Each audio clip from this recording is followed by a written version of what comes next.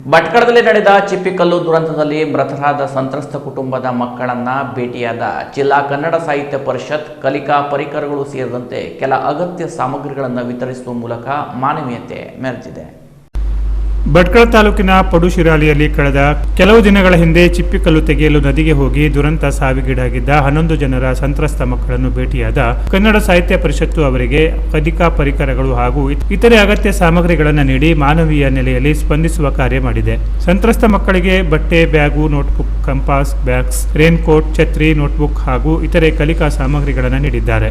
ಈ ಸಂದರ್ಭದಲ್ಲಿ ಮಾತನಾಡಿದ ಜಿಲ್ಲಾ ಕನ್ನಡ ಸಾಹಿತ್ಯ ಪರಿಷತ್ತಿನ ಅಧ್ಯಕ್ಷ BN ವಾಸರಿ ಅವರು, ನಡೆದ ಘಟನೆ ಅದು ಕರಾಳ ಘಟನೆಯಾಗಿದ್ದು, ನೀವು ಕಳೆದುಕೊಂಡ ನಿಮ್ಮ ಪಾಲಕರನ್ನ ತಂದುಕೊಡುವ ಶಕ್ತಿ ನಮಗಿಲ್ಲ. ಅದನ್ನ ವಿಧಿಯ ಅಟ್ಟಹಾಸವೇ ಎನ್ನಬೇಕು. ನೀವೆಲ್ಲ ಆ ಶೋಕದಲ್ಲಿ ಈಗಲೂ ಇದ್ದೀರಿ ಎಂಬ ಅರಿವು ನಮಗಿದೆ. ಆದರೆ ನಿಮ್ಮ ಮುಂದಿನ ಬದುಕನ್ನ ಇನ್ನೂ ಗಟ್ಟಿಗೊಳಿಸಿಕೊಳ್ಳುವುದಕ್ಕಾಗಿ ನೀವು ಮಾನಸಿಕವಾಗಿ ಸಿದ್ಧರಾಗಬೇಕಿದೆ.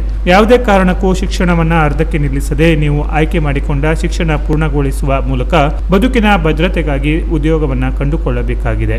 ಆ ಮೂಲಕ ಕಳೆದುಕೊಂಡ ಪಾಲಕರ ಆತ್ಮಕ್ಕೆ ಶಾಂತಿಯನ್ನು ನೀಡುವ ಕಾರ್ಯ ಮಾಡಬೇಕಾಗಿದೆ. ನಾವೆಲ್ಲ ಮಾನಸಿಕವಾಗಿ ಮನುಷ್ಯತ್ವದ ನೆಲೆಯಲ್ಲಿ ನಿಮ್ಮ ಜೊತೆ ಇರುತ್ತೇವೆ ಎಂದರು.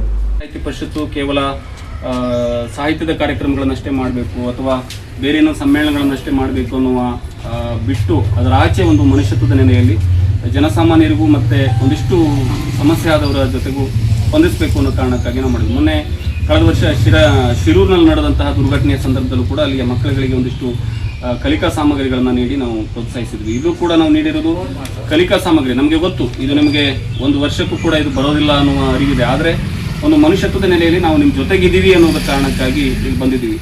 ನಾನು ಭಾಳ ನೋವಿನಿಂದ ಹೇಳ್ಕೊಳ್ಳೋದು, ನಿಮಗೆ ನಮ್ಮ ಮಾತುಗಳಿಂದ ನಿಮ್ಮ ದುಃಖವನ್ನು ಪರಿಹಾರ ಮಾಡೋದಕ್ಕೆ ನಮ್ಮ ಹತ್ರ ಸಾಧ್ಯ ಆಗೋದಿಲ್ಲ, ಅದು ಗೊತ್ತು ನಮಗೆ.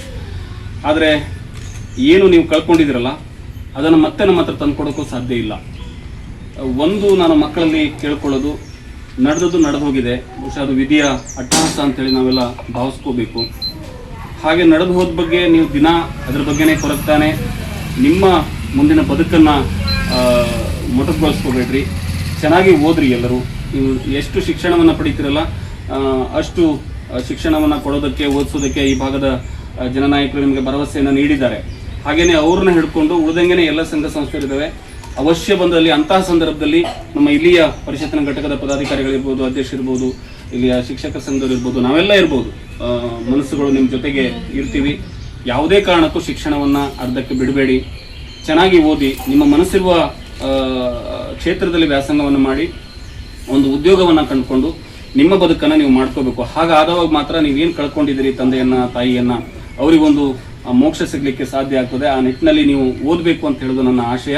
ಅದರ ಜೊತೆಗೆ ಒಂದಿಷ್ಟು ನೀವು ಜನಪರವಾಗಿ, ಜೀವಪರವಾಗಿ ಇರುವ ಚಿಂತನೆಯನ್ನು ಮೈಗೂಡಿಸ್ಕೊಳ್ಬೇಕು ಅಂತ ಹೇಳಿ ಕೇಳ್ಕೊಳ್ತೇನೆ. ಮತ್ತು ಈ ಊರಿನವ್ರಿಗೆ ಹೇಳೋದು ಅಷ್ಟೇ, ಇವರೆಲ್ಲರೂ ನಮ್ಮ ಮಕ್ಕಳು ಅಂತೇಳಿ ನಾವು ತಿಳ್ಕೊಳ್ಬೇಕಾಗಿದೆ. ಇನ್ನು ಮುಂದೆ ನಮ್ಮ ಮಕ್ಕಳಿಗೆ ಅವರಿಗೊಂದು ದಾರಿ ತೋರಿಸುವ ಕೆಲಸವನ್ನು ನಾವೆಲ್ಲರೂ ಸೇರಿ ಮಾಡೋಣ ಅನ್ನುವ ಕಾರಣಕ್ಕಾಗಿ ನಾವೆಲ್ಲ ಇಲ್ಲಿ ಬಂದಿದ್ದೀವಿ.